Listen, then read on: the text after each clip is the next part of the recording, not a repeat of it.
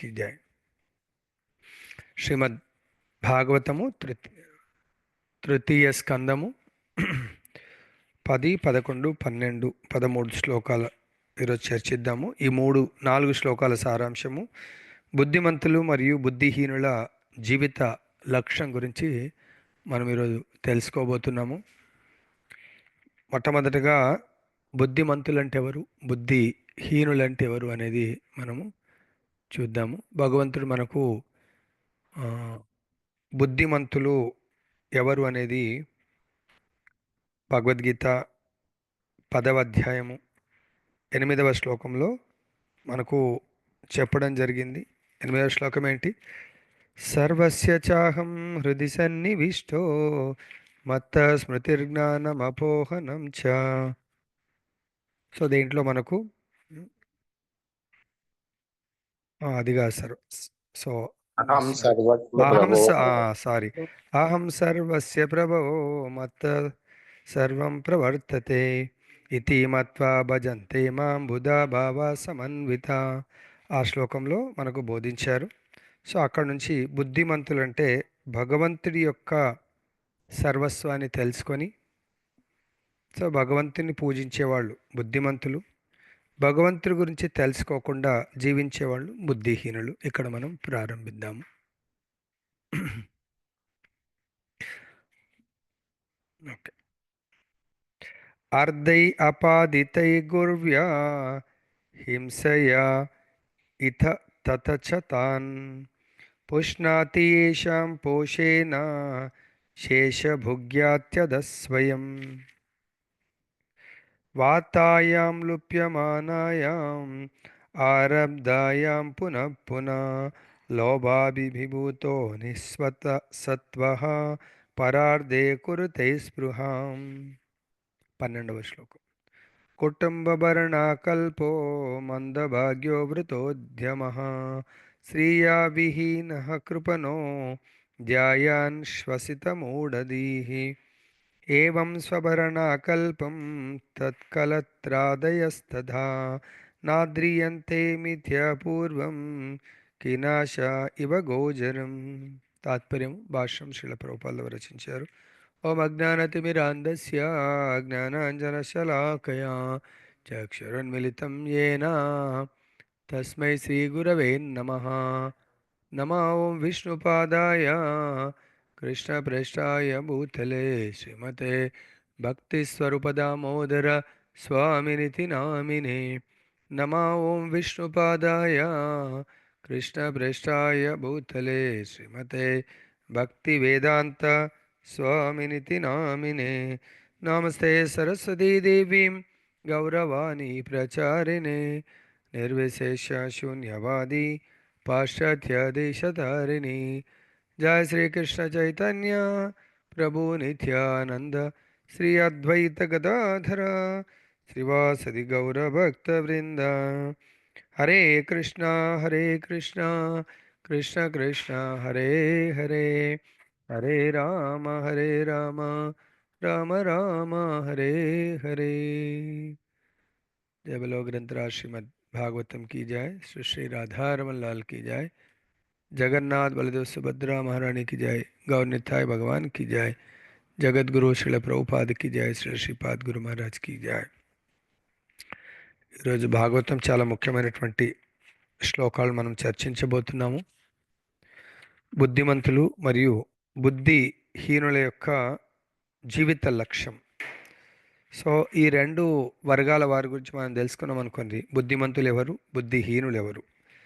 బుద్ధిమంతులు అంటే భగవంతుడి గురించి, అంటే మన జీవితం, మానవ జీవితం స్పెషల్గా 84 లక్షల జీవులు ఉంటారు. అవన్నీ మనకు ఆల్రెడీ చాలాసార్లు చెప్పడం జరిగింది. దాంట్లో మొట్టమొదట జన్మ చాలా డెలికేట్ జన్మ జలచరాలు 9 లక్షలు.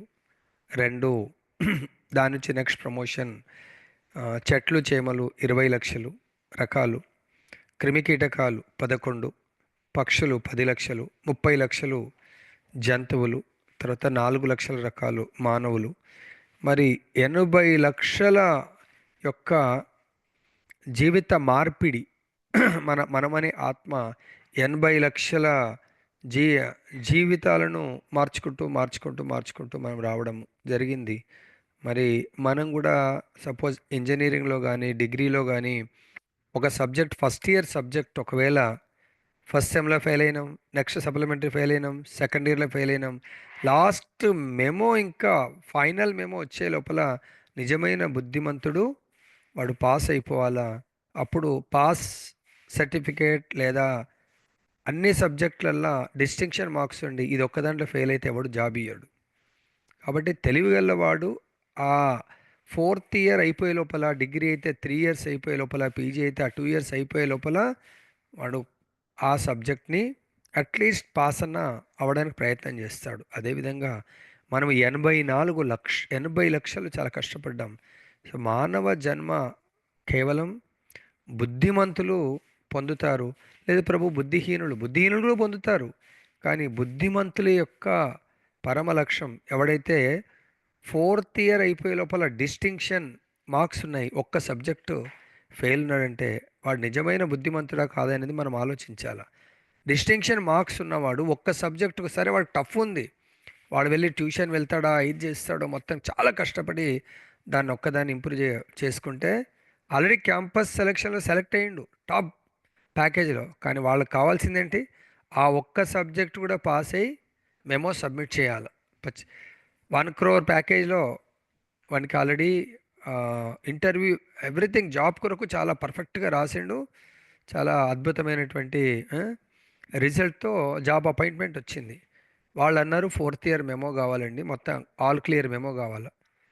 1 crore వాడికి ప్యాకేజ్ వచ్చింది. నిజమైన బుద్ధిమంతుడు ఏం చేస్తాడు, ఖచ్చితంగా ఆ సబ్జెక్ట్ పాస్ అవుతాడు.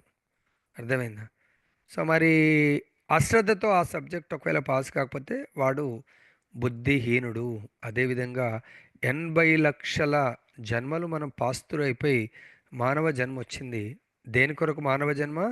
కేవలం అంతే, ఒక్క సబ్జెక్ట్ పాస్ అయితే ఎట్లా జాబ్ వస్తుందో మనం కూడా ఒకే ఒక్క జన్మలో మనము తెలుసుకోవాల్సింది నేనెవరు, భగవంతుడెవరు, నాకు భగవంతుడికి సంబంధం ఏంటి, నేను జీవిస్తున్నటువంటి ఈ ప్రకృతి ఏంటి, నాకు ఈ ప్రకృతికి సంబంధం ఏంటి, అసలు నన్ను బంధిస్తుంది, నన్ను అంటే నా డే టు డే నా యొక్క జీవితాన్ని హరించి వేస్తున్నటువంటి ఈ కాలం ఎవరు, అసలు కాలానికి నాకేం సంబంధం ఉంది, అసలు నేను ఏం చేయడానికి వచ్చాను ఇక్కడికి, ఏం చేయడానికి వచ్చాను, మళ్ళీ ఆ చేయడానికి వచ్చింది అంటే నా లక్ష్యం ఏం సాధించడానికి వచ్చాను అది నేను చేస్తున్నానా లేదా. లేదు, నేను చూస్తూ ఉన్నాను ప్రతిరోజు నా తోటి వారు ఎంతోమంది శరీరాన్ని వదిలేసి వెళ్ళిపోతున్నారు, వాళ్ళు ఎక్కడికి వెళ్తున్నారు, ఎంతోమంది కొత్త వాళ్ళు వస్తున్నారు, ఎక్కడి నుంచి వస్తున్నారు వాళ్ళు, అసలు ఏంటి ఈ సృష్టి రహస్యం ఏంటి, దీని వెనక ఎవరున్నారు, ఇది నడిపిస్తున్నది ఎవరు, ఈ చక్రాన్ని నడిపిస్తుంది ఎవరు, ఈ పరమ రహస్యం ఏంటి. ఎవరన్నా మన ఇంటికి అంటే కొత్త వ్యక్తులు జన్మ తీసుకున్నప్పుడు చాలా ఆనందాన్ని అనుభవిస్తున్నాము, ఎవరైనా వెళ్ళిపోయినప్పుడు చాలా దుఃఖాన్ని అనుభవిస్తున్నాము. అసలు ఈ ఆనందానికి దుఃఖానికి కారణం ఏంటి అనేది మనం ఈ ప్రశ్నలు మనమే వేసుకోవడాన్ని ఏమంటారంటే అతాతో బ్రహ్మ జిజ్ఞాస. సో ఎవరైతే బ్రహ్మ జిజ్ఞాస అంటే బ్రహ్మం గురించి మనం తెలుసుకోవాలనే కోరిక, అతాతో బ్రహ్మ జిజ్ఞాస. ఇది మానవుడు అంటే బుద్ధిమంతుడు వేసుకోవాల్సినటువంటి ప్రశ్నలు. బుద్ధిహీనులు వేసుకోవాల్సిన ప్రశ్నలు ఏంటి, నాకు నెలకు ఇంత సంపాదన ఉంది, దానికి 10 రెట్లు కావాలా, పక్కవాడికి ఇంత ఉంది వాడికంటే 10 రెట్లు కావాలా, నాకు ఫ్యామిలీని నేను నేను ఎంత కష్టపడ్డా పర్వాలేదండి, నా ఫ్యామిలీ మాత్రం సుఖపడాలండి, చిన్నప్పటి నుంచి ఈ కష్టాల్లోనే ఉన్నాను, నేను పేదరికంలో ఉన్నాను, చాలా ధనవంతుని అయిపోవాలి, కోటీశ్వరుని అయిపోవాలా, నా తల్లిదండ్రిని మొత్తం ఫ్లైట్లలో తిప్పాలా, నా తల్లిదండ్రులకు పెద్ద, నేను ఒక దగ్గర ఉన్న నా తల్లిదండ్రి మొత్తం విల్లా కట్టియాలా, వాళ్ళకు కూర్చుంటే లేస్తే వాళ్ళకు నౌకర్లు ఉండాలా, తర్వాత వాళ్ళు మాత్రం బెడ్ మీదకి వెళ్ళి దిగొద్దు, సోఫా మీదకి వెళ్ళి దిగొద్దు, వాళ్ళు బయటకు అడుగు పెడితే పెద్ద కారులో తిరగాలండి. ఆ? సో కావాలనుకుంటే వాళ్ళకు ఫ్యామిలీ డాక్టర్నే పెట్టేస్తాను. ఇది కాదండి, మీరు నిజంగా తల్లిదండ్రిని ప్రేమిస్తుంది వాళ్ళ దేహాలని ప్రేమిస్తున్నాడు, దేహాలకు పెద్ద బంగ్లా, పెద్ద అపార్ట్మెంటు, పెద్ద కారు, నౌకర్లు, వాళ్ళకు మీరు పెట్టాల్సింది వాళ్ళ దేహ పోషణకు నౌకర్లు కాదండి. ఓకే, అది కూడా అవసరమే. కానీ మీరు ఎంతమంది నౌకర్లను పెట్టినా ఎన్ని పెట్టినా వాళ్ళు కష్టాలను అనుభవించాలంటే కష్టాలను ఎట్లయినా అనుభవిస్తారు.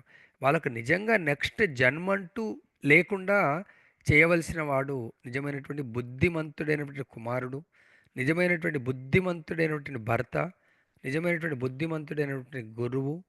సో, ఇలా మనం ఏ రిలేషన్ చూసుకున్నా కూడా వాళ్ళకు శాశ్వతమైనటువంటి ఆనందాన్ని, శాశ్వత సుఖాన్ని, శాశ్వత సేవను, శాశ్వత లోకాన్ని, మళ్ళీ పునరపి జననం, పునరపి మరణం, ఇటువంటి సైకిల్, జనన మృత్యు జరా వ్యాధి అనే సైకిల్‌లో పడకుండా మనం రక్షణ కల్పించాలి.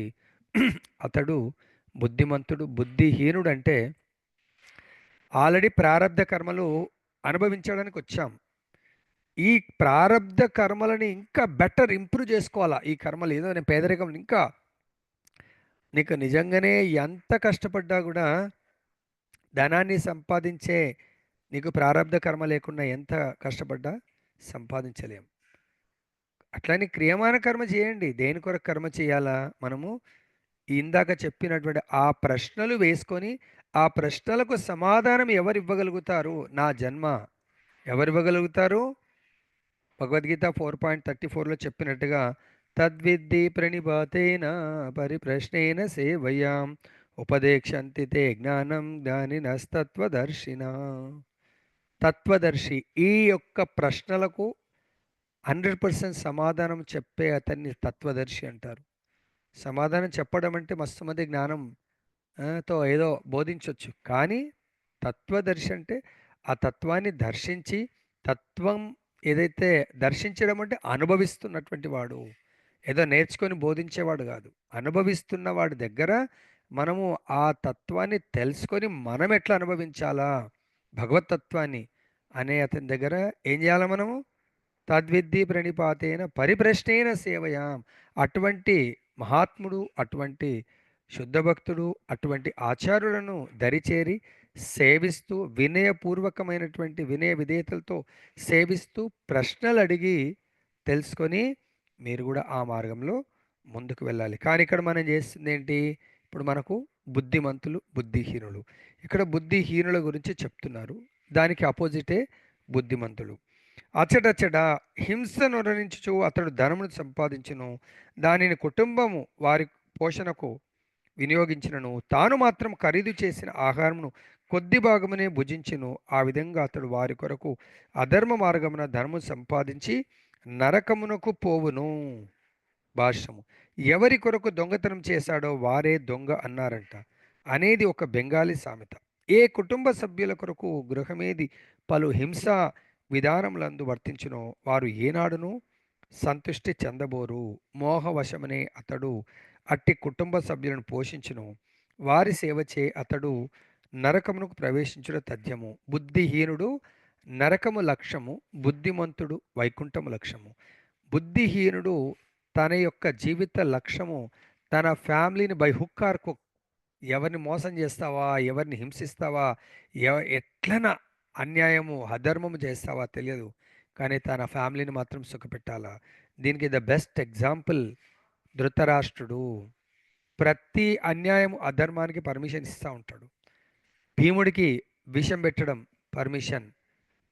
వాళ్లకు అవని కుటిల బుద్ధులు నేర్పిస్తుంది ఎవరు? శకుని. ఫస్ట్ శకుని ఎలగొట్టాల్సి ఉండే, శకుని దగ్గర పెట్టుకున్నారు. కథం ఆ అధర్మానికి నిధి శకుని. ఆ శకుని యొక్క సాంగత్యంలో ధృతరాష్ట్రుడి యొక్క సంతానం మొత్తం అధర్మ మార్గంలో నడుస్తూ ఉన్నారు.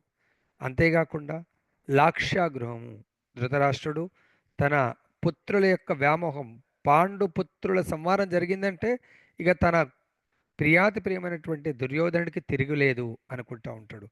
మోహవశము, హింసా విధానములందు వర్తిస్తారు. వాళ్ళు కేవలం తన యొక్క తన బంధువులు, తన ప్రీతి, తన సంతానము, తన భార్య, వీళ్ళ కొరకు ఎంతన్నా దుర్మార్గం పనులు చేయడానికి వెనుకకు రారు. ఎందుకు? వాళ్లకు నెక్స్ట్ వాళ్ళ జీవితం వీళ్ళెవరు కాపాడలేరు. వాళ్ళ జీవితం ఎక్కడ వెళ్తుంది? నరకానికి రాచబాట వీళ్ళకు. ఈ అధర్మము, హింసాత్మకమైనటువంటి మార్గంలో జీవితాన్ని కొనసాగించే వాళ్ళు ఎక్కడ వెళ్తారు? ప్రభుజీ అందరిని మ్యూట్ చేయండి. ప్రభుజీ ప్రభాకర్ రెడ్డి జపం చేసుకుంటా ఉన్నాడు. దయచేసి కథామృతం జరుగుతున్నప్పుడు జపం చేయొద్దండి. ఓకే. హరే కృష్ణ.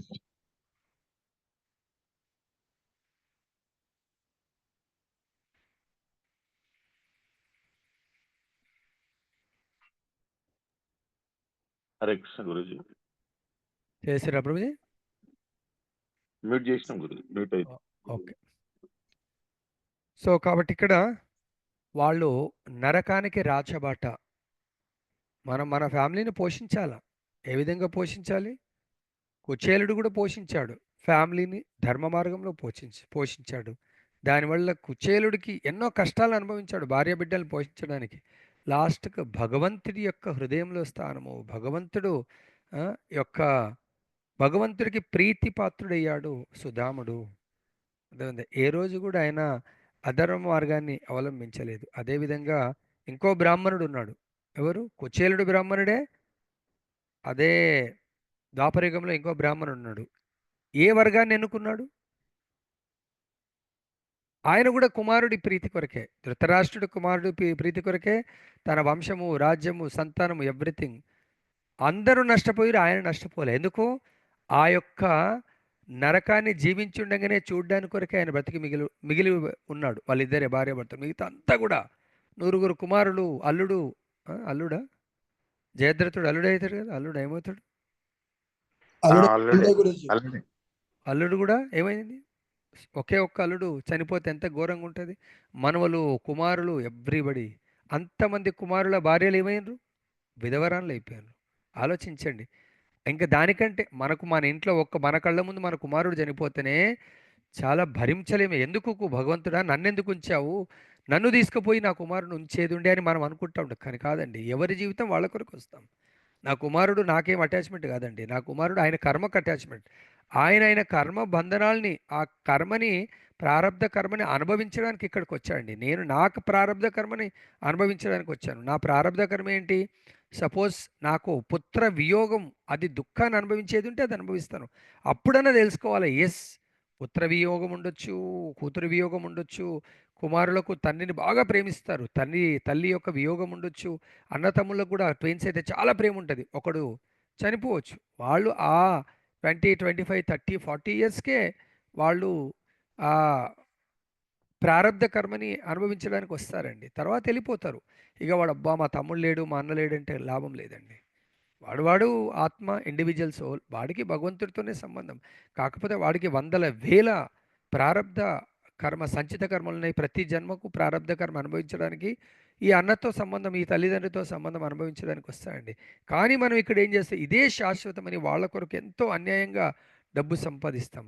ఇదే భగవంతుడు సుధాముడి పాదాలను ఆయన అభిషేకం చేసి చరణామృతం తీసుకుంటాడు. అదే మహాభారత యుద్ధంలో ఇంకో బ్రాహ్మణుడు ఉన్నాడు, ఆయనను చంపమంటున్నాడు. ఎవరైనా? ద్రోణుడు గురుజీ. ద్రోణుడు గురుతుల్యుడు, బ్రాహ్మణుడు. భగవంతుడే స్వయంగా చెప్తా, అర్జునుడు నేను చంపలేనంటే కుదరదు, చంపు అంటున్నాడు. సుధాముడికి తన సింహాసనం మీద కూర్చుని పాదాభిషేకం చేసి చరణామృతం తీసుకుంటాడు భగవంతుడు బంగారు పల్లెంలో. ఇక్కడ ఎందుకు? ఈ బ్రాహ్మణుడు కేవలము తన యొక్క కుమారుడి యొక్క మోహం కొరకు అధర్మం వైపు మార్గంలో వెళ్ళిపోయాడు. ఎక్కడా కూడా అధర్మం జరుగుతుంటే వ్యతిరేకించలే. ఆయన ఎదురు ఆ రాజుకు చెప్పలేదు, దుర్యోధనుడికి చెప్పలేదు. ఎక్కడైనా ఆయన ఎదిరించి ఉంటే అక్కడే సమాప్తం అయిపో. అందుగురించే గురువు గారి యొక్క ధర్మము, శిష్యుడు తప్పు చేస్తుంటే ఏమైనా పర్వాలేదు, శిష్యుడు తనని లైక్ చేసినా, డిస్లైక్ చేసినా, తనని రిజెక్ట్ చేసినా పర్వాలేదు, గురువు యొక్క ధర్మం. అందుగురించి మీరు కూడా ఏమనుకున్నా పర్వాలేదు, నా ధర్మము న్యాయసమ్మతంగా మీకు ఉపయోగపడేది ఏదైనా ఉందంటే అది కరాఖండంగా చెప్పడం నా ధర్మం. మీరు ఏం ఫీల్ అవునా, ఎట్లా మీరు స్వీకరించినా నాకు సంబంధం లేదండి. ద్రోణాచార్యుడు ఆ మిస్టేక్ చేశాడు. సో ఆయన దాని యొక్క ఫలితాన్ని తన కుమారుడు చాలా ఘోరాతి ఘోరమైనటువంటి ఇప్పటికీ కూడా నరకయాతన అనుభవిస్తూ ఉన్నాడు. అర్థమైందా? కాబట్టి నిజమైన గురువు తన శిష్యులకు ఉత్తమ గతి, సద్గతిని ధర్మ మార్గంలో నడిపిస్తూ అందించాలండి. తర్వాత ఇక్కడ నరకానికి వాళ్ళు వెళ్తారంటే ఎవరు? బుద్ధిహీనులు, ఎవరైతే భగవంతుడి యొక్క మార్గంలో నడవరో. దీనికి మనము చాలా సింపుల్ చరిత్ర ఉన్నటువంటి రామాయణంలో, తర్వాత భాగవత కథల్లో, రామాయణంలో వాల్మీకి కూడా ఆయన ఏ విధంగా జీవించేవాడు? పూర్వపు జీవితం ఏ విధంగా ఉండేది? వేటాడి మనుషులను గృహమేది ఆటవికుడు వేటగాడు. గృహమేది జీవితము. కేవలము తన యొక్క జీవితం అంటేనే ఫ్యామిలీని కూర్చుండబెట్టి ఇంత ఇబ్బంది కలగకుండా, ఫ్యామిలీకి టెన్షన్. మనం కూడా వాల్మీకిని ఏమంటుండే? పూర్వ పేరు మృగారి. ఆ? వాల్మీకి యొక్క ఏదో పేరుంటుంది కదా, రత్నాకరుడు రత్నాకరుడు. రత్నాకరుడు గురుజీ. ఏం చేస్తాడైనా అరణ్యాల్లో అటు నుంచి వెళ్తున్న వాళ్ళని హింసించి వాళ్ళ దగ్గర లాక్కొని క్రూర మృగాల్ని, జంతువులు అంటే తన పిల్లలు. మనకు అదే నేచరు. మనం కూడా ఆయనకంటే ఏం తక్కువ కాదు. ఫ్యామిలీకి ముళ్ళు గుచ్చొద్దండి. ఎంత చక్కగా చూసుకోవాలండి ఫ్యామిలీ. నేను ఎంత కష్టపడ్డా పర్వాలేదు, డే అండ్ నైట్. నా వైఫ్ రా ఆమె, ఎందుకంటే మాదంతా కూడా కింగ్స్ ఫ్యామిలీ అండి. కింగ్స్ ఫ్యామిలీలో రాజకుమార్ ఎట్లా ఉందో అట్లా ఉండాలి అనుకుంటామండి మనం. వైఫ్ పిల్లల కొరకు ఫుల్ సుఖపెడతాం. గర్వంగా అరే ఏమనుకుంటున్నారు మా పిల్లలు, ఎట్లా అనుకుంటున్నారు? అసలు ఇంత కూడా కష్టం తెలియదు వాళ్ళు. అసలు వాళ్ళు గేట్ బయట ఎక్కితే కారు రెడీ ఉంటుంది, 2 కార్లు రెడీ ఉంటాయి. లేదు అంటే కూడా వాళ్ళకు ఇద్దరికి, ఒక్కొక్క అబ్బాయికి ఒక్కొక్క వెహికల్ రెడీ ఉంటుందండి. సో ఇలా మనం వాళ్ళకు అలా చేయడానికి కొరకు, వాళ్ళని సుఖపెట్టడానికి మనము భారాన్ని మోస్తామండి. మహారాజు గారు చెప్తారు, భారవాహి సారగ్రాహి. మనందరం కూడా గృహం ఏదంటే భారవాహి, గృహస్థుడంటే సారగ్రాహి అండి. మరి మనం సారాన్ని గ్రహించడానికి కథామృతం వింటున్నామా, భారాన్ని మోయడానికి వింటున్నామా? ఆలోచించుకోండి. భారాన్ని ఎవరు మోస్తారు? గృహమేది. సారాన్ని ఎవరు గ్రహిస్తారు? గృహస్థుడు. కాబట్టి బుద్ధిహీనుడు సారాన్ని గ్రహించినట్టు అనిపించినా భారాన్ని మోయడానికి ఇష్టపడతాడు. సారాన్ని గ్రహించి భారాన్ని దించుకోవడానికి ఇష్టపడడంట. ఇక్కడ చూడండి, వాళ్ళు అంత ఘోరమైనటువంటి, రోజు వాళ్ళ డ్యూటే బాటసారులను చంపాలా, బాటసారుల దగ్గర లాక్కోవాలా, క్రూర మృగాలను చంపాలా. నారదుడు ఒక్కసారండి, మనలాగా ప్రతిరోజు పొద్దున సాయంత్రం ఎన్ని గంటలు క్లాస్ ఏమి ఇవ్వలే నారదుడు వాల్మీకి రత్నాకరుడికి. ఒక్క విజిట్లో రత్నాకరుడికి అంటాడు, నువ్వేం చేస్తున్నావు? ఇదంతా కూడా నువ్వు ఇలా చేయడం వల్ల చాలా పాపం అవుతుంది నీకు. నువ్వు చనిపోయినప్పుడు చాలా నీకు పనిష్మెంట్ ఉంటుంది. ఇలా అంటే, ఎవరి కొరకు చేస్తున్నావు ఇదంటే? నా ఫ్యామిలీని సుఖపెట్టడానికి. ఓకే, చాలా మంచిది, నీ ధర్మం ఫ్యామిలీని సుఖపెట్టాలా. కానీ నీకు ఇంత పాపం ఏదైతే వస్తుందో ఫ్యామిలీ కూడా షేర్ చేసుకుంటారా ఒకసారి కనుక్కోనరా అంటే, వైఫ్కి అడుగుతాడు, పిల్లలకు అడుగుతాడు. లే మేమెందుకు షేర్ చేసుకుంటాం? నీ పాపాన్ని నువ్వే అనుభవించాలా. "ఆ, అదేంటి మీ కొరకే చేస్తున్నావు కదా ఇదంతా, నా ఒక్కడి కొరకైతే ఇంత అవసరం లేదు కదా." లేదు, అది నీ ధర్మము. నువ్వు పాపం చేస్తావా పుణ్యం చేస్తావా ఏ విధంగా నువ్వు మమ్మల్ని పోషించు. మేమేం నిన్ను వాటన్నిటిని చంపమని చెప్పలే కదా. అది నీ పాపాన్ని నువ్వే అనుభవించాలా. అరే, ఇంతకాలం ఎంతో ఘోరమైన పాపాన్ని చేశాను.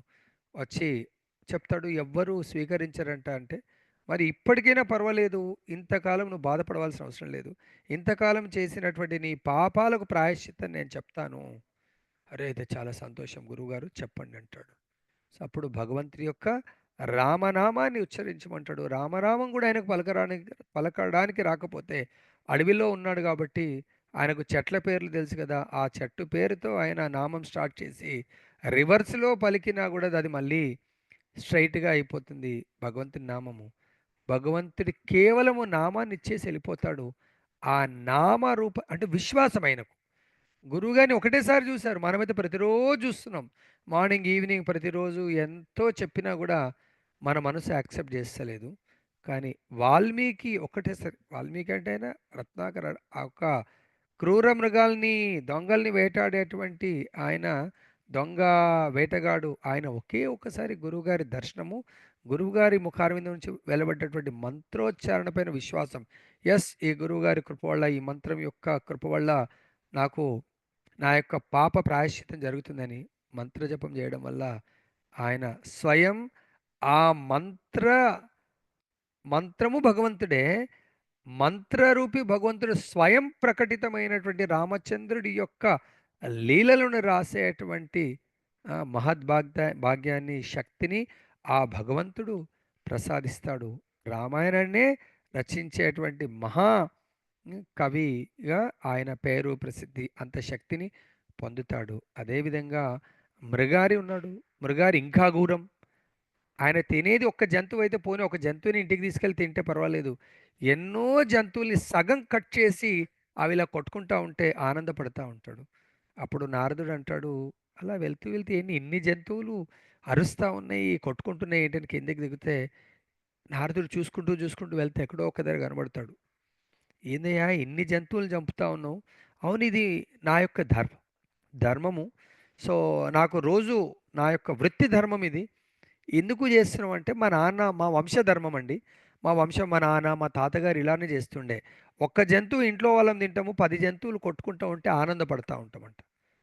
అరే దీనికి ఇంత ఘోరం! అవి ఎన్ని జంతువుల్ని నువ్వు సంహరిస్తున్నావో అన్ని జన్మలెత్తి అవి కూడా నిన్ను ఇలా ఈ జన్మెత్తాలి ఆ జన్మ ఇవన్నీ కూడా నిన్ను శిక్షిస్తాయి. అరే అవునా!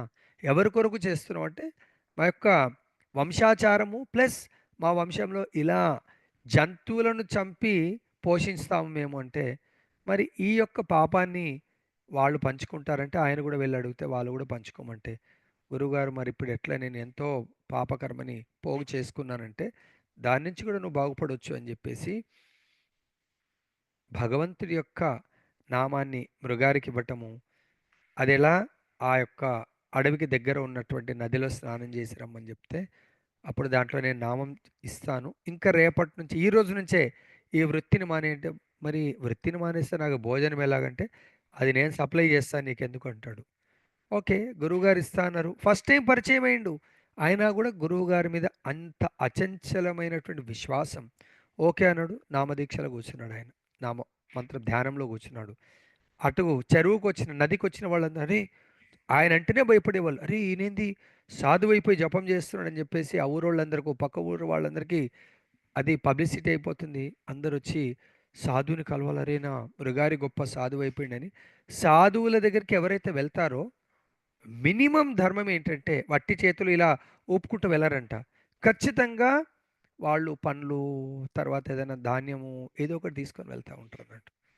సో అప్పుడు వెళ్తే ఆయన అంటాడు, ఇవి నాకెందుకు, మీరందరూ వచ్చారు కదా, ఇవి ఆ భగవంతుడికి నైవేద్యం పెట్టి అందరికీ పంచండి అంటారు. అలా అలా అలా అలా మొత్తం వాళ్ళు అరే సాధు వట్టి చెట్టు కింద కూర్చున్నాడు, వర్షానికి తడుస్తున్నాడు, ఎండకి ఎండుతా ఉన్నాడు. వాళ్ళే ఒక ఆశ్రమం కడతారు, వాళ్ళే అన్ని everything taken care bye devotees. అలా ఆశ్రమం పెద్దగా అయిపోతుంది, జాతరలా ఎవ్రీ టైం వస్తూ ఉంటారు. ఈ లోపల కొంతకాలం తర్వాత నారదుడు పర్వతముని తీసుకొని వస్తూ ఉంటాడు అన్నమాట. భగవంతుడి యొక్క శుద్ధ భక్తుల లీలలు భగవంత్ భక్తులే చేస్తూ ఉంటారు వాళ్ళ యొక్క లీలల్ని లోకానికి చాటి చెప్పడానికి. నారదుడు పర్వతముని అలా వస్తుంటే ఆ రాక చూసి ఈ మృగారి అరే నా గురుదేవుల వారు వస్తున్నారని చెప్పేసి ఆయనని ఎంతో దూరం నుంచి వెల్కమ్ చేయడానికి పరిగెడతాడు ఆయన. మనము గురువుగారు వస్తున్నారా, రాని రాని వస్తే చూసాంలే, గురుగారు వచ్చేయండి మేము పలానా దగ్గర ఉన్నాం గురువుగారు, ఓకే మంచిది ప్రభుజీ మేము వచ్చేస్తాం. ఈడ అన్నీ ఇక్కడ రెడీ చేసినాం గురువుగారు, మీరు నడుచుకుంటారండి లేకుంటే ఎట్లా రండి, మీరు రండి. కానీ ఈయనేం చేస్తున్నాడు, అడవిలో వెహికల్ లేదు కానీ ప్రేమతో ఆయనని ఆహ్వానించడానికి వెళ్తూ వెళ్తూ ఆన్ ది వేలో జంపులు చేస్తున్నాడంట. అంటే స్ట్రైట్గా నడవట్లేదు, ఇట్లా ఇట్లా ఎగురుతా ఉన్నాడంట. పర్వతముని అంటున్నట్టు ఏంటి మీ యొక్క శిష్యుడికి ఏమన్నా కాళ్ళ ప్రాబ్లం ఉందా, ఏమన్నా ఇట్లా జంప్ చేస్తున్నాడు, మీరే అడగండి అంటాడు. కింద దిగుతారు, ఆకాశ మార్గం కింద దిగిన తర్వాత అప్పుడు ఆయన గురువుగారికి కొంచెం వెనకగా జరిగి సాష్టాంగ దండవత్ ప్రణామం చేసి గురువుగారికి ఆయన స్వాగతం పలుకుతూ ఉంటే పర్వతమును అడుగుతూ ఏంటి మీరు స్ట్రైట్గా నడవకుండా అలా జంప్ చేస్తూ నడుస్తున్నారంటే, ఏం లేదు గురువుగారు, ఈ మార్గంలో కొన్ని చీమలు అవి క్రిమికీటకాలు ఉంటే వాటిని తప్పించుకొని అలా నడుస్తూ వస్తున్నానంటే వచ్చినప్పుడే చెప్పిండు ఈయన స్టోరీ. ఆయన సగం చంపి అవి కొట్టుకుంటూ ఉంటే ఆనందపడేవాడంటే పర్వతముని ఆశ్చర్యపోతాడు. అరే జీవిని అంత ఘోరంగా హింసించేవాడు అటువంటి ఒక చీమకు కూడా హాని తలపెట్టినటువంటి భక్తుడైపోయాడే, కేవలం భగవంతుడి నామం. మనం కూడా నామం చేస్తున్నాం, మరి భక్తులను హింసిస్తున్నామా లేదా ఆలోచించండి. అలా హింసించేవాళ్ళు ఖచ్చితంగా నరకానికి వెళ్తారు. కాబట్టి ఇక్కడ మనం ఎవరి కొరకు చేస్తున్నాము, మన గృహంలో ఉన్నటువంటి మనం నమ్ముకొని భార్య బిడ్డలను తల్లి తండ్రిని పోషించడానికి కొరకు హింసాయుత కర్మలు చేయకండి.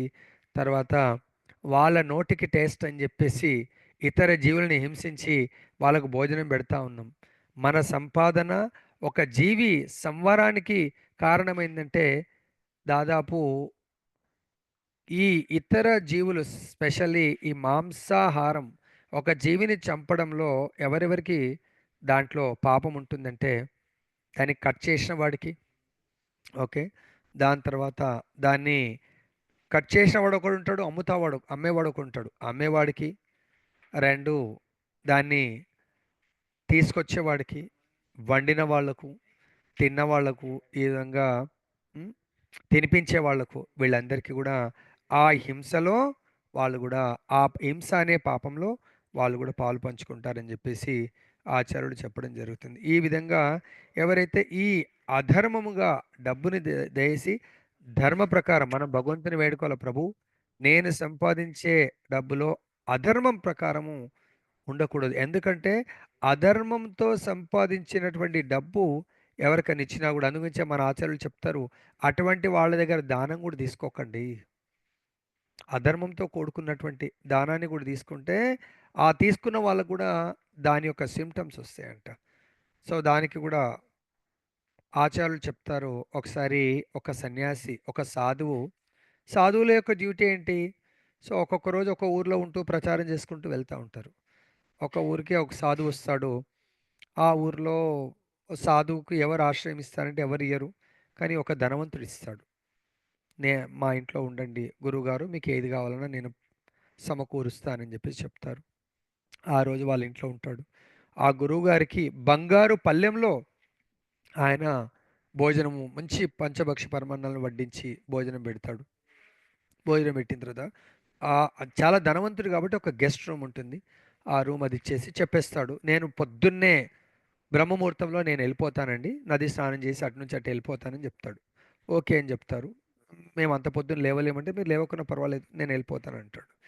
సో అప్పుడు ఆ సాధువు పొద్దున్నే లేసేసి సో ఈ బంగారు రెడీ అయిపోతాడు. ఏముంటే ఒక జోలె వేసుకొని వెళ్ళిపోవటమనే. సో ఏ బంగారు పళ్ళెంలో అయితే భోజనం చేస్తాడో ఆ బంగారు పళ్ళెం కూడా జోలలో పెట్టుకొని వెళ్ళిపోతాడు. కానీ ఆయన దానం ఇవ్వలేదు, భోజనం పెడతాడు. సో కడిగి పెట్టాడు, పెడితే ఎక్కడుందో చూసుకుంటాడు, అది పెట్టుకొని వెళ్ళిపోతాడు. తర్వాత వెళ్ళిపోయి ఆయన పూజ అంతా చేసుకున్న తర్వాత బ్యాగ్లో చూస్తే బంగారు పళ్ళెం, అరే బంగారు పళ్ళెం నాకెందుకు వచ్చింది, ఇది ఏంటి అని చూస్తే ఆయనకు డౌట్ వస్తుంది, నేను అసలు ఈ పళ్ళెంతో నాకు అటాచ్మెంట్ ఏంటి, ఎందుకు తీసుకొచ్చాను నేను, అతంది అది నాది కాదు కదా, నేను తీసుకురావడానికి కారణం ఏంటి. అప్పుడు ఆయన ఆలోచిస్తాడు, మేబీ నేను ఈ బంగారు పళ్ళాన్ని ఆయన నుంచి దొంగిలించాలని నాకు ఆ ఆలోచన వచ్చిందంటే మేబీ ఆయన ఈ బంగారు పళ్ళెము ఎవరి దగ్గరనో దొంగిలించి ఆయన దొంగతనంగా డబ్బు సంపాదించి చేసి ఉంటాడు, మళ్ళీ వెళ్ళి ఇది ఇచ్చేసి వస్తానని చెప్పేసి ఆ సాధువు వెళ్తాడు. సాధువు వెళ్తే మళ్ళీ ఆయన ఆ ధనవంతుడు రండి గురువు గారు అది ఇది అంటే అప్పుడు అడుగుతాడు, ఏమండి మీరు ఏం చేస్తుంటారు అని అడుగుతాడు. నిజంగా చెప్పండి అంటే, గురుగారు మీకు అబద్ధం చెప్పేది ఏంటంటే నేను ఇలా మోసం చేసి డబ్బులు సంపాదిస్తానండి. సో ఇతరుల యొక్క మోసంతో కూడుకున్నటువంటి డబ్బే. అంటే ఎలా మోసం చేస్తున్నాడు, చిన్న చిన్న దొంగతనాలు కాదు, ఐఫై టెక్నాలజీతో ఇతరులను మోసం చేసి, చాలా తెలివితేటలు ఉంటాయి కదా, మోసం చేసి ఈ బంగారు పళ్ళెం అలానే వచ్చిందంటే అవునండి ఇదిగోండి బంగారు పళ్ళెంది, లేదు లేదు గురుగారు మీరు తీసుకొని వెళ్తే కూడా ఏమవుతుండే, నాకెందుకండి బంగారు పళ్ళెము, కానీ మీరు దొంగిలించిన డబ్బుతో నన్ను సేవించారు కాబట్టి నా ప్రవృత్తి ఆ వంట కానీ మీ యొక్క ధర్మం ప్రకారం సంపాదించిన డబ్బు అయితే నేను ధర్మం ప్రకారం ఉండేవాడిని, మీ అధర్మం ప్రకారం సంపాదించిన డబ్బును నేను తినడంలో ఒక్క పూట భోజనం చేయడం వల్ల నా లోపల దొంగ ప్రవృత్తి వచ్చింది అని చెప్పడం జరుగుతుంది అన్నట్టు. కాబట్టి మనం కూడా దయచేసి ఆలోచించండి ఇప్పటికన్నా కూడా. నెక్స్ట్ ఇంకేం చెప్తున్నంటే, సంఘమునకు దేశమునకు జాతికి చేయబడు మిథ్యాపూర్వకమైన సేవ ఎల్లెడలా ఒకటిగానే ఉండును. అది పెద్ద పెద్ద జాతీయ నాయకులకు కూడా వర్తిస్తుంది. దేశమును సేవించే గొప్ప నేత అధర్మయుతమగు సేవా కారణమున కొన్ని మార్లు దేశ ప్రజల చేతనే చంపబడును. అనగా ఈ మిథ్యాపూర్వకమగు సేవ చే ఎవ్వరును ఆశ్రితులను సంతుష్టి పరపజాలరు. కానీ సేవయే సహజ స్థితి అయిన కారణమున దాని నుండి తప్పుకొనుట ఎవ్వరికీ సాధ్యము కాని విషయము. సో ఇక్కడ ఏమంటారంటే గొప్ప గొప్ప సంఘ సేవకులు, దేశ సేవకులు కూడా మిథ్యాపూర్వకమైనటువంటి అంటే తన యొక్క స్వార్థం కొరకు ఇతరులను స్వార్థం అంటే ఒక్క వర్గం వైపు స్వార్థం బుద్ధితో వాళ్ళకి ఫేవర్ చేయాలని ఇంకొక వర్గానికి అన్యాయం చేశారనుకోండి, అది ధర్మం కాదు. ధర్మం అనేది అన్ని వర్గాలను సంతుష్టి చేయాలి. కానీ ఈ యొక్క కలియుగంలో స్పెషల్గా అందరినీ సంతుష్టి చేయడం అనేది మన మానవ మాతృలకు సాధ్యం కాదు. దానికి అలా మనము ఒకరికి ధర్మము ఒకరికి అధర్మం చేస్తే ఆ ప్రజల చేతనే సంవరింపబడతారు అనే దానికి మనము మహాత్మా గాంధీని ఎగ్జాంపుల్గా తీసుకోవచ్చు. ఆయన దేశ పోరాటంలో చేసిండొచ్చు, కానీ ఒక్క వర్గం వారికి చాలా ఫేవరబుల్గా ఉండడం వల్ల ఇంకో వర్గంను సంబంధించినటువంటి అతను మహాత్మా గాంధీని సంవరించడం జరిగింది. ప్రభుపాదుల వారు చాలాసార్లు చెప్తారు. కాబట్టి ఇప్పుడు అదే ప్రభుపాదుల వారు కూడా సేవ చేశారు. ప్రభుపాదుల వారు ఎలా చేస్తున్నారు, ప్రతి వర్గం కూడా ఈరోజు సూర్యుడు అస్తమించినటువంటి సామ్రాజ్యం ప్రభుపాదుల వారిది, బ్రిటిష్ వాళ్ళది కాదు. అది బ్రిటిష్ వాళ్ళు కొంతమందిని హింసిస్తున్నారు, కొంతమందిని పోషిస్తున్నారు.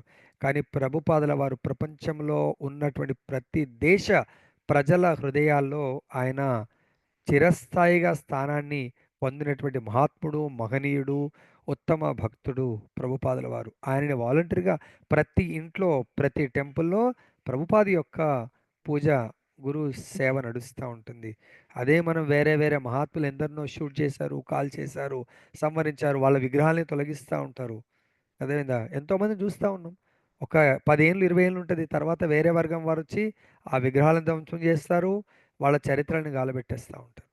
సో కాబట్టి ఇక్కడ మనకు మహాత్ములు అన్నప్పుడు మహాత్మ అంటే భగవంతుడి గురించి మనకు భగవద్గీతలో ఉంది. ఎవరు మహాత్ములు? హూ ఇస్ మహాత్మ? మహాత్మా సుదుర్లభ. ఉమ్.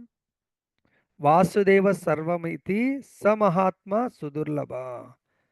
వాసుదేవుడే సర్వస్వమని ఎవరైతే గ్రహిస్తారో అతను మహాత్ముడు. అటువంటి వారు సుదుర్లభము, దొరకడము, లభ్యమవటము. వాసుదేవ అంటే భగవంతుడు సర్వస్వం, మనందరికీ మన అందరి జీవిత లక్ష్యము, పరమ లక్ష్యం వాసుదేవుడు అని చెప్పేవాడు, ఆ, బోధించేవాడు మహాత్ముడు అండి. సో ఈ సంఘం గురించి, దేశం గురించి, రాజకీయాల గురించి చెప్పేవాడు మహాత్ముడు కాదంటే దురాత్మ. భగవంతుడు లేకుండా మీరు కేవలం భౌతికం చెప్పేవాడు మహాత్ముడు కాదు అంటున్నారు. అర్థమైందా? నెక్స్ట్ ఇక్కడ ఏం చెప్తున్నానంటే సేవ అంటున్నారు. సేవ మీరు కుటుంబ సేవ, భగవంతుడి సంబంధం లేకుంటే కుటుంబ సేవ, సంఘ సేవ, సమాజ సేవ, దేశ సేవ, వాళ్ళంతా కూడా వాళ్ళని ఏమంటారంటే ఆ, గృహమేది. సో ఈ ప్రపంచాన్ని, దేశాన్ని కూడా గృహం అనుకుంటాడు.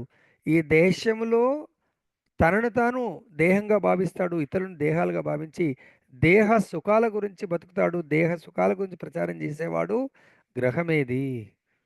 తన గృహాన్ని త్యాగం చేస్తాడు. దేశ సేవకు, సంఘ సేవకుడు ఎప్పుడు చూసినా ప్రజల గురించి వెళ్తూ ఉంటాడు.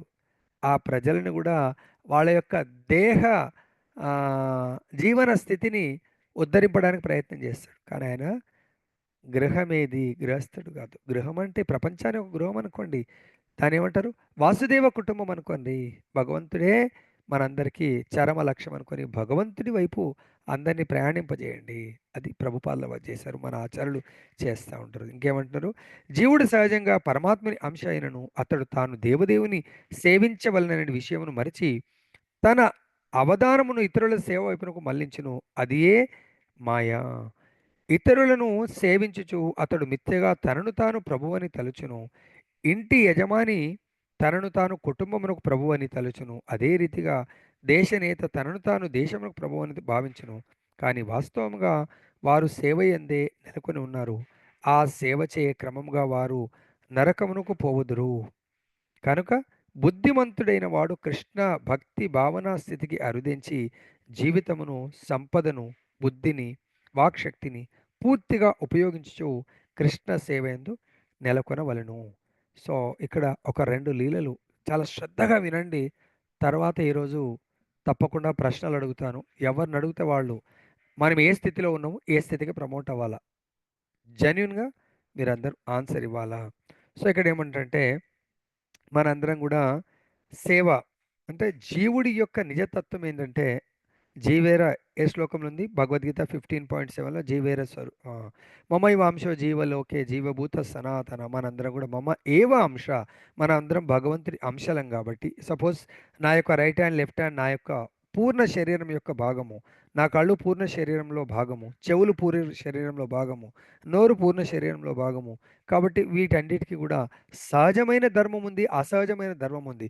కళ్ళ సహజమైన ధర్మం భగవంతుని దర్శించడము, భగవద్భక్తుల్ని దర్శించడము. చేతుల యొక్క సహజ ధర్మము భగవంతుని సేవించడము, భగవద్భక్తుల్ని సేవించడము. ఈ యొక్క నోటి యొక్క ధర్మము భగవత్ ప్రసాదం తినటము, ఇది సహజ ధర్మము. అసహజ ధర్మం ఏది పడితే అది తినటము. నాలుక యొక్క ధర్మము భగవంతుని కీర్తించటము, అది సహజ ధర్మము. అసహజ ధర్మము భౌతికాన్ని, భౌతిక వ్యక్తులని. అర్థమైందా? అంటే గృహస్థుడైతే భగవత్ సెంటర్డ్, గాడ్ సెంటర్డ్. ఈ ఇంద్రియాలన్నీ కూడా గాడ్ సెంటర్డ్ కాబట్టి నా నాలుక భగవంతుడి యొక్క నామరూప గుణ లీలలను కీర్తించాలా. అదే నేను గృహం ఏదైతే భౌతిక వ్యక్తుల్ని, భౌతిక విషయాలను కీర్తిస్తూ ఉంటాను. చెవులు కూడా సహజ ధర్మం ఏంటంటే కేవలం భగవంతుడి నామరూప గుణ లీలలను శ్రవణం చేయాలా. అదే నేను గృహం ఏదైతే భౌతికమైనటువంటి వ్యక్తుల గురించి, భౌతిక విషయాల గురించి నేను వినడానికి ఆసక్తునవుతా ఉంటాను.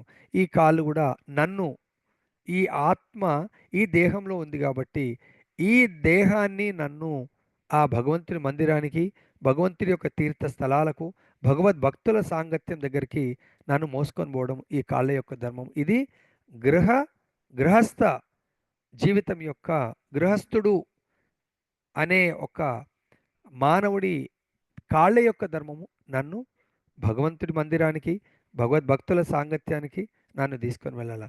అదే గృహమేది అయితే ఇదే కాళ్ళు నన్ను, ఈ దేహాన్ని సమాజ సేవ, సంఘ సేవ, లేకుంటే నా ఫ్యామిలీ ఇంకా రిలేటివ్స్ ఎక్కడైతే ఉంటారో అవి రోజు ఎంతోమంది పిలుస్తూ ఉంటారు, అక్కడికి నన్ను మోసుకొని వెళ్తూ ఉంటుంది. కానీ అక్కడ కూడా ఏంటి సేవనే. కానీ ఇక్కడ నారదుడు మనం భౌతికం, భగవంతుడి యొక్క సహజ ధర్మమైనటువంటి సేవ జీవేర స్వరూపహయ నిత్యేర కృష్ణదాస్ ఆర్ కృష్ణేర నిత్యదాస్. జీవుడి యొక్క సహజ ధర్మం వచ్చి భగవంతుని సేవించడము, భగవంతుడి యొక్క శుద్ధ భక్తులను సేవించడం. ఇది ఎవరో చెప్పలేదు, స్వయం శివుడు పార్వతీదేవి అడిగిన ప్రశ్నకు సమాధానం ఇస్తున్నారు.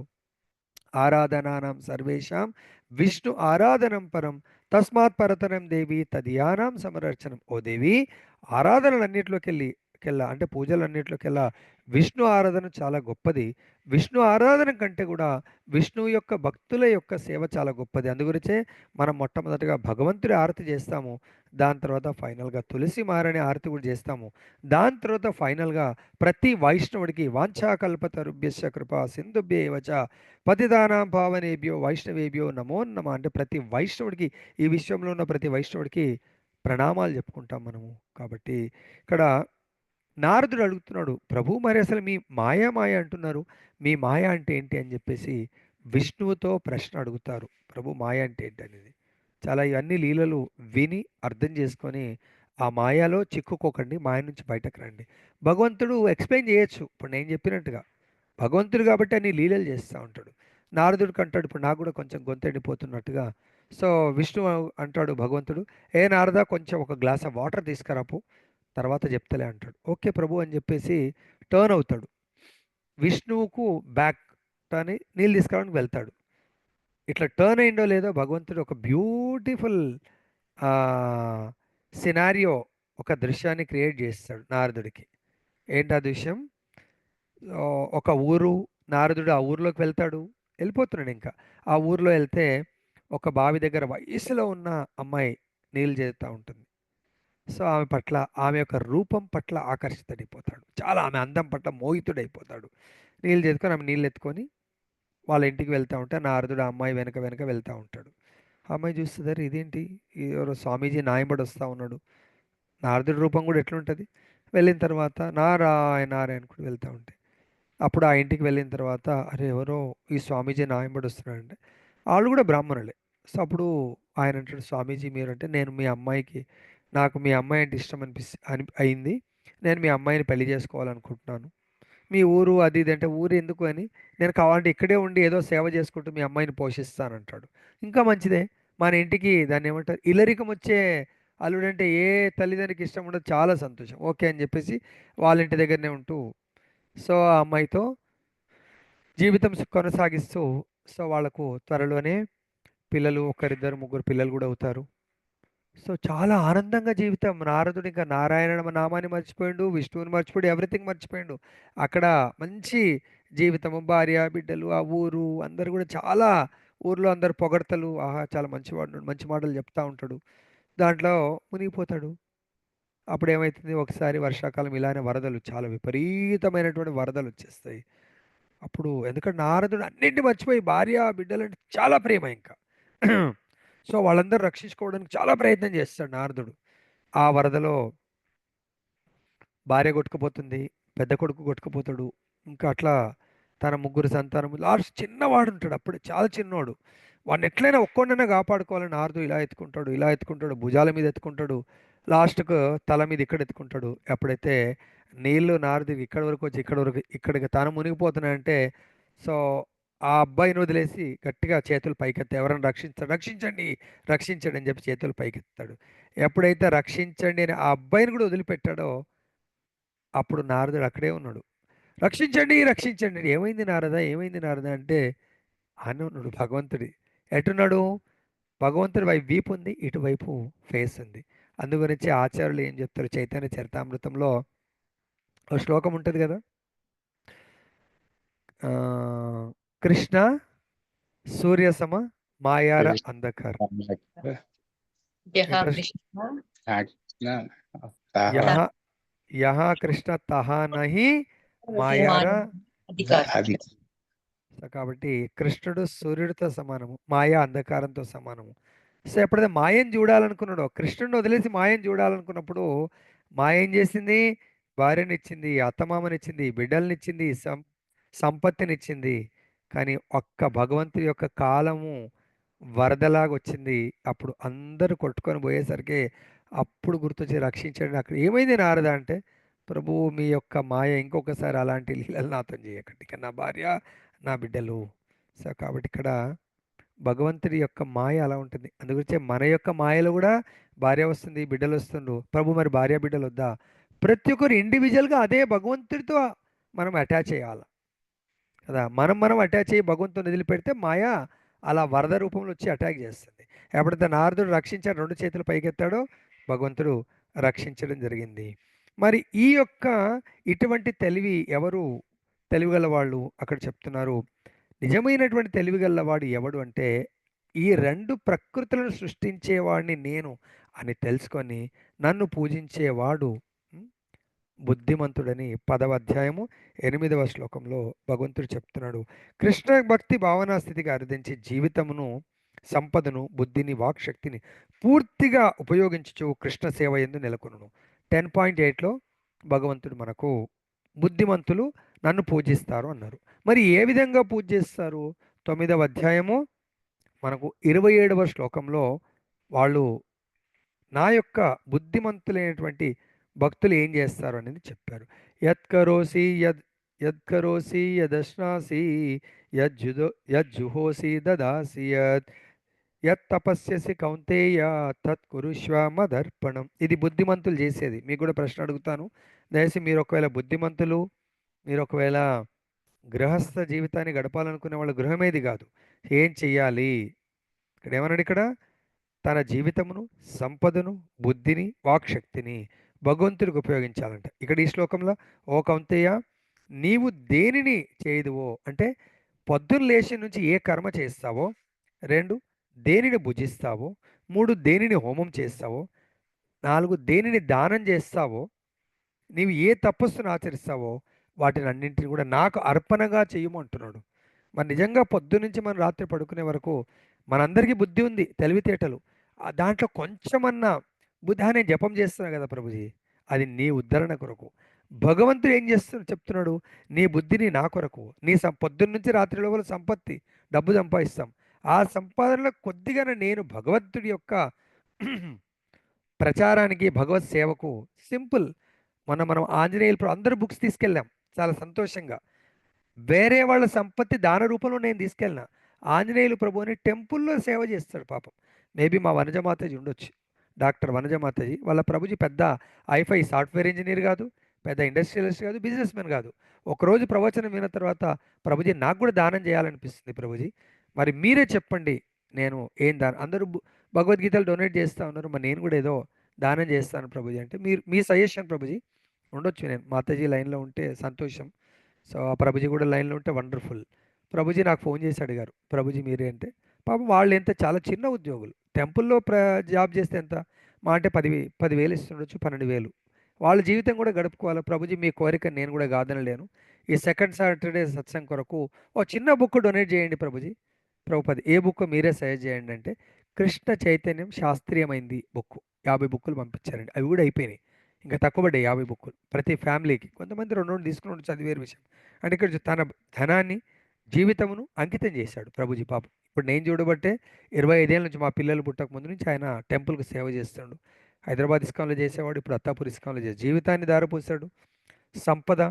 సో ఆయన, మనం పిలిచి ఒక ప్రోగ్రాం పెట్టారు, కార్తీక మాసంలో ఇంకో ప్రోగ్రాం పెట్టారంట, చాలా పెద్దగా ప్రోగ్రామ్ చేశారు. వాళ్ళిద్దరు మాతాజీ కూడా గవర్నమెంట్ జాబ్ ఏం కాదు, ఏదో పాపం ప్రైవేట్ క్లినిక్లో ఏదో చేసుకొని సంపాదించుకుంటున్నారు. సంపదను, తన బుద్ధిని ప్రచారంలో ఎంతో సేవ చేస్తూ ఉంటాడు ఆయన లెవెల్కు ఆయన. మరి మనందరం ఒక్కొక్కరు పెద్ద ఆఫీసర్లం, సాఫ్ట్వేర్ ఇంజనీర్లం ఉన్నాము, డాక్టర్లం ఉన్నాము, బిజినెస్ మెన్లం ఉన్నాము. మరి బిజినెస్ కొరకు ఎంత బుద్ధి తెలివితేటలను ఉపయోగిస్తున్నాము, డాక్టర్ అంటే ఎంత తెలివితేటలను ఉపయోగిస్తున్నాము, సాఫ్ట్వేర్ అంటే ఎంత తెలివితేటలను ఉపయోగిస్తున్నాము, బిజినెస్ అంటే ఎంత తెలివితేటలను ఉపయోగిస్తున్నాము. తెలివితేటలు ఉపయోగించుకొని ఎంతో సంపద, డబ్బు సంపాదిస్తున్నాం, పెద్ద పెద్ద ఆఫీసర్స్ ఉన్నాము. మరి ఏం చేస్తున్నామండి? మన యొక్క బుద్ధిని, మన యొక్క గృహమేది, నా గృహాన్ని ఎలా డెవలప్ చేసుకోవాలా, నా పిల్లల్ని ఎలా డెవలప్ చేసుకోవాలా, నా ఫ్యామిలీని ఎలా డెవలప్ చేసుకోవాలా అనేదే పొద్దున్న దాకా 24 అవర్స్ ఆలోచిస్తున్నాం. ఎస్, నాకు వస్తుంది ఇన్ఫ్లో. సో అవుట్ఫ్లో నా ఫ్యామిలీ కొరకు, పిల్లల ఫీజులు, పిల్లల సుఖము, పిల్లల కొరకు కాదు, అవుట్ఫ్లో భగవంతుడి కొరకు నేనేం ఖర్చు పెడుతున్నాను, నా సంపదను, వాక్శక్తిని. ఓకే, నా యొక్క వాక్శక్తిని నేను ఏ విధంగా భగవత్ ప్రచారానికి ఉపయోగించాలి అనేది మనం ఆలోచించాలి. పూర్తిగా ఉపయోగించచ్చు కృష్ణ సేవ యందు నెలకొనాలని మనకి ఇక్కడ చెప్తున్నారు. నెక్స్ట్ శ్లోకంలో చూద్దాం. నెక్స్ట్ శ్లోకంలో మనకు ఈ యొక్క సారాంశం జస్ట్ ఒక లీల ద్వారా ఆ సారాంశాన్ని మనం అర్థం చేసుకోవచ్చు. దొంగతనం గురించి చెప్తున్నారు కాబట్టి దీంట్లో వృత్తి యందు దురదృష్టం వెన్నాడినప్పుడు దాని నుండి బయటపడటకు అతడు మరల మరల యత్నించును, కానీ ఆ యత్నములన్నింటి యందును విఫలుడై నష్టముకు గురి అయినప్పుడు అది అధిక లోభ కారణం ఇతరుల ధనము గ్రహించును. ఒక 3 దొంగలు ఉంటారండి. ఓకే, ఇది చదువుకుంటే మీరు కూడా చూసుకో.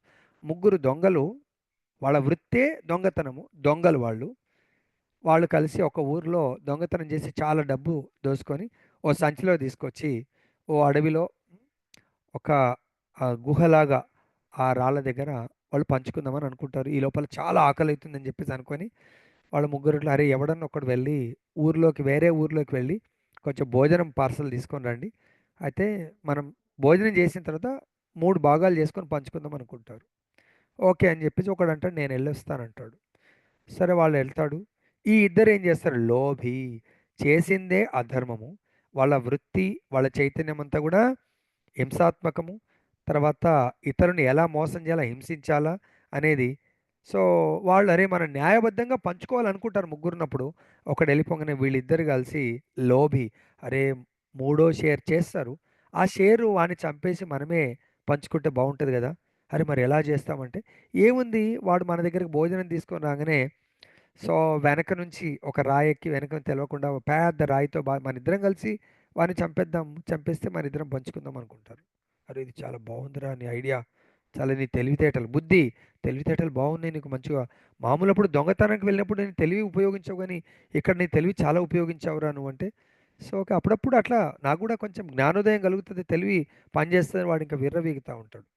సరే అని చెప్పి వాడు రాగానే మంచి ప్లాన్ చేసుకొని ఉంటారు.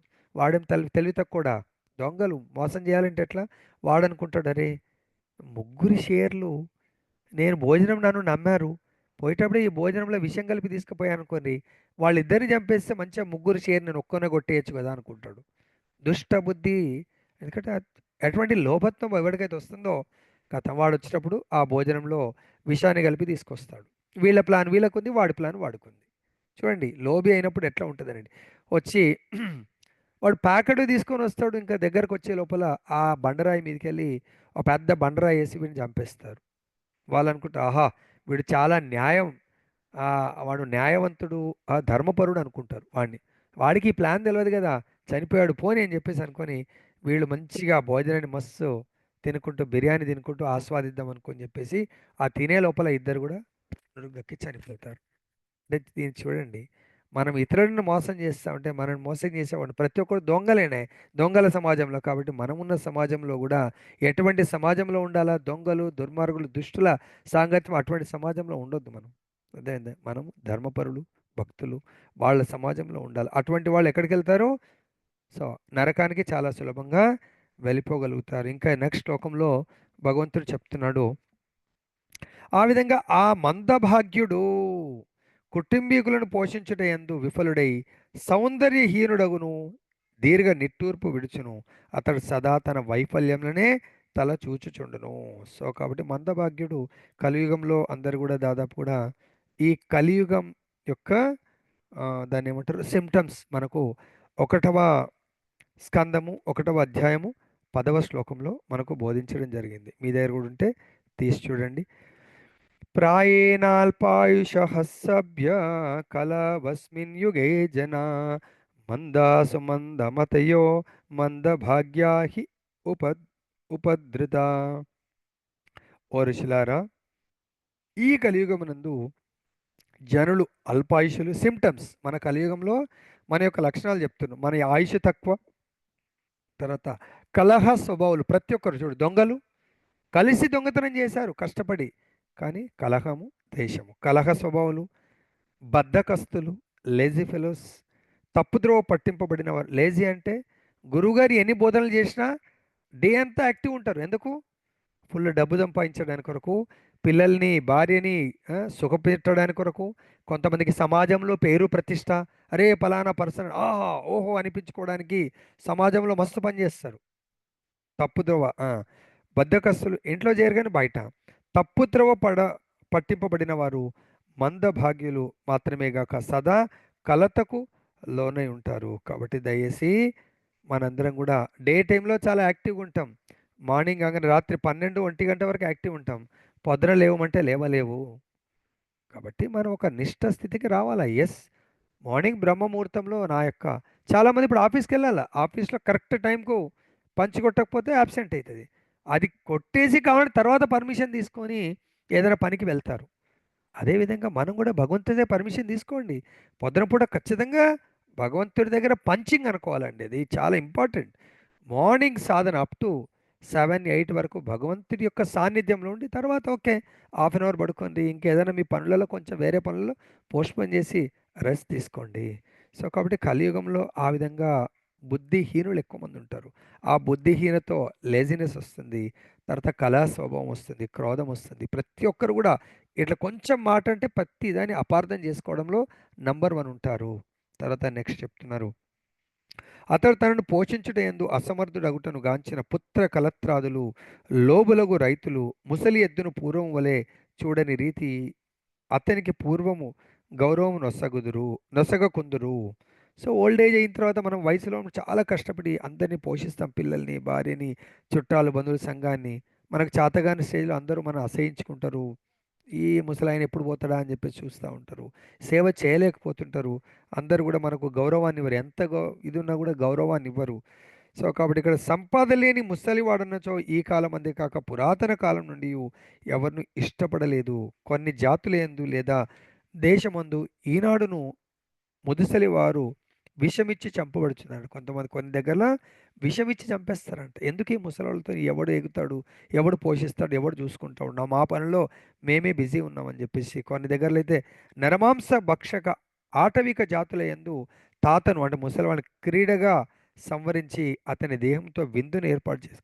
అంటే ఇంత ఈ రోజుల్లో కూడా ఇటువంటి మానవులు ఉన్నారంటే చూడండి. మనుషుల్నే తినేటువంటి వాళ్ళు కూడా నరరూప సంవరించే వాళ్ళు. పని చేయాలని ముసలి ఎద్దును రైతు మెచ్చడని ఉపమానం ఇచ్చడ వసగబడింది. అదే రీతిగా గృహ ఆసక్తుడైన మనుజుడు ముసలివాడై సంపాదించ అసమర్థుడైనప్పుడు భార్య సంతానము బంధువులు అతన్ని మెచ్చరు. తత్ఫలితంగా గౌరవము నొసగిడి మాట అటుంచి అతనిని చులకన చేయుదురు కనుక ముసలితనము అరుదించుటకు ముందే అందు గురించే ఆచార్యులు భగవంతుడు వట్టిగా పెట్టలేదు. ఈ వర్ణాశ్రమ ధర్మము కర్దమముని ఏం చేశాడు? అబ్బాయి చిన్నవాడే భార్యకు దేవవతికి ఇచ్చేసి వెళ్ళిపోవడం జరిగింది. సో ఇప్పుడు మన మహారాజు గారిని, మారిపల్లి మహారాజు గారిని, మన ఆచార్యులందరూ జపతాక్ మహారాజు ఉన్నాడు. వయసులో ఉన్నప్పుడే బ్రహ్మచర్యం తీసుకొని ప్రభుపాద గారు జాయిన్ అయిపోయారు. ఇప్పుడు ఆయన దాదాపు 10 ఏళ్ళు అవుతుందేమో. సో తన యొక్క భక్తులైన సేవిస్తూ ఉన్నారు, తన శిష్యులు సేవిస్తూ ఉన్నారు. అదే ఆయన ఏజ్ వాళ్ళు వాళ్ళ ఊర్లో, ఆయన జర్మన్, వాళ్ళ ఊర్లో అందరూ ముసలైపోయి ఉంటారు. వాళ్ళని వాళ్ళ పిల్లలు కూడా ఎవరు సేవించాడు. బా ఎదురునైనా మా నాయన ఇంత అని ఆయన ఎంతో ప్రేమతో బెడ్ రిడన్, ఆయన వీల్ చైర్ మీద మన మారపల్లి మహారాజు ఉన్నారు. ఆయన కూడా చిన్నప్పుడే దాదాపు 25-30 ఇయర్స్కు ఆర్ వచ్చేసిండు భగవత్ సేవకు. ఈరోజు శిష్యులే ఆయన్ని సేవిస్తున్నారు. ఈ మహారాజ్ ఏజ్ కూడా 75, 77, 78 ఉండొచ్చు. ఆయన ఏజ్ వాళ్ళందరూ కూడా చాలామంది చనిపోయారు. ఉన్నోళ్ళని కూడా ఎవ్వడు పట్టించుకోవట్లేదంట. సో కాబట్టి మనందరం కూడా పిల్లల్ని వదిలేయమని కాదు, భగవత్ చింతనలో ఎక్కువ కాలాన్ని గడపడానికి ప్రయత్నం చేయాలి. విడనాడి శ్రీకృష్ణ భగవాన్ ఆశ్రయించడం వివేక కార్యము. మనుజుడు తాను భగవత్ సేవలో నిలిచినచో ఆ దేవదేవుడే అతని భారమును వహించును. అంతటా అతడు తన నామమాత్రపు బంధువులతో కారమును గురికాడు. కాబట్టి వాళ్ళందరితో ఏమీ నష్టం జరగదు.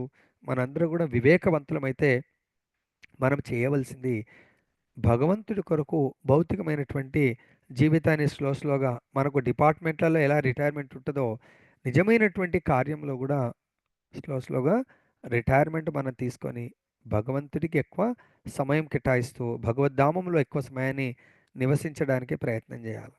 సో దానికి ఎంతోమంది మీరందరికీ ఫేమస్ ఎవరు, ఇద్దరు అన్న తమ్ముళ్ళు, ఏం పేరు వాళ్ళ పేరు, అమరేంద్ర, అర్జున సఖ.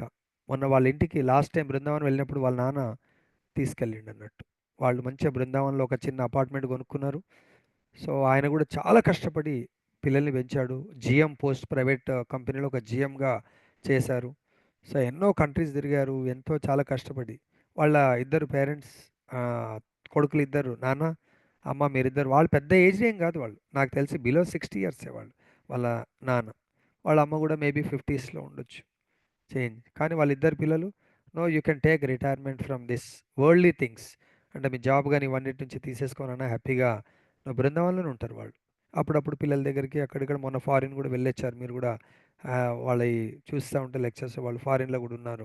సో ఇప్పుడు మ్యాక్సిమం టైం వాళ్ళు బృందావనం, మమ్మల్ని కూడా అన్నారు, ప్రభుజీ మీరు కూడా మా వాళ్ళ కాలనీ ఉంది పెద్దది, ఇక్కడ తీసుకోండి ప్రభుజీ అంటే okay let is also try Prabhuji అని చెప్పి చెప్పడం జరిగింది. ఆ విధంగా భక్తులందరూ చాలా ప్లాన్ చేస్తూ ఉన్నారు. ఓకే, ఈరోజు మనం బుద్ధిమంతులం అన్నప్పుడు గృహస్థ ఆశ్రమాన్ని స్వీకరించండి. బుద్ధిహీనులమైతేనేమో గృహమేది ఆశ్రమం అన్నారు, గృహమేది జీవితంలో ఉంటాం. సో దేనివల్ల ఏం నష్టము లాభం అనేది అర్థమైంది అనుకుంటున్నాను. ఇంతటితో ముగిస్తున్నాను. జై బిలో గ్రంథరాజ్ శ్రీమద్ భాగవతం కీ జై. శ్రీ శ్రీ రాధారమన్ లాల్ की जय. श्री श्री जगन्नाथ बलदेव सुभद्रा महारानी की जय. गौर निताय भगवान की जय. जगद्गुरु श्री प्रभुपाद की जय. श्री श्रीपाद गुरु महाराज की जय. రికార్డింగ్ ఆఫ్ చేసేయండి ప్రభుజీ, ఇక్కడ ఉంది. ఎవరికైనా ఏమైనా సందేహాలు ఉంటే చెప్పండి.